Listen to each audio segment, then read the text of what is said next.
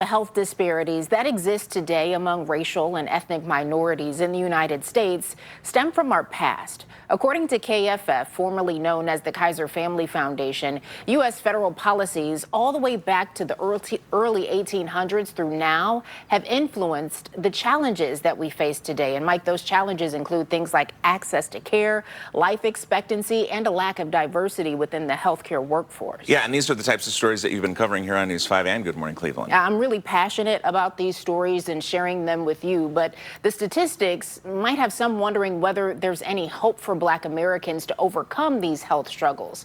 I spoke with a local doctor who's working to change the narrative. At the age of 12, something life-changing happened to Randy Vince. He lost his best friend, his father. To go from having all this fun to now you'll never see your dad again, it was jarring, and it really sent me in a spiral until I got to the high school. Once a troubled youth, in high school, his football coach helped him get back on track. Eventually, he went to college. Did you always know you wanted to be a doctor? Was that path always there for you? Absolutely not. And then medical school. I saw more Black athletes than I saw Black doctors, and so I could see myself in them. Now, Dr. Vince is working to change that for others.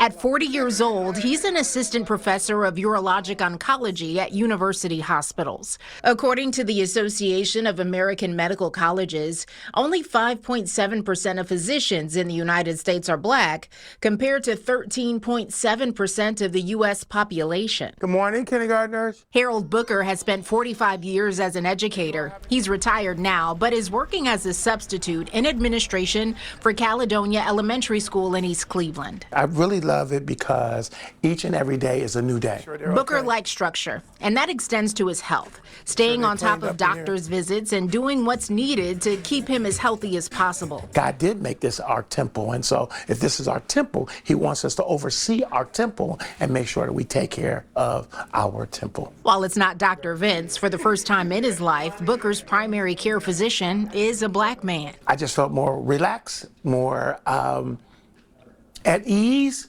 and I could just talk to him and have that conversation with him. At UH Cutler Center for Men at Ahuja Medical Center, those conversations and connections are nourished for all men. Booker has attended events like this one. The goal is to empower this community through health education and beyond. We got to be preventative. We got to be proactive. As the director of Minority Men's Health at UH, Dr. Vince is reshaping how we think about health outcomes and disparities within the Black community.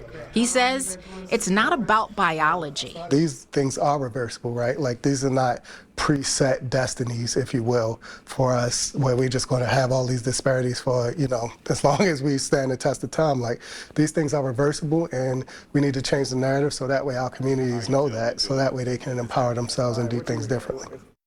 Well, Dr. Vince says those changes ultimately make a lasting impact, keeping these men and others around longer to influence younger generations, something he wished his dad could have done for him just a bit longer. And so I think this is truly a wake-up call, not only for Black Americans, but for so many of us.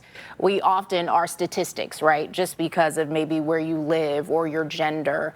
But if we work to do our best every day to be as healthy as we can, I think that can help change the narrative on a lot of these statistics. And it's also really helpful that you're doing these types of stories, right, to keep it out there and to keep people aware that there is so much work that still needs to be done. There really is. Yeah. All right, thanks, Tiffany.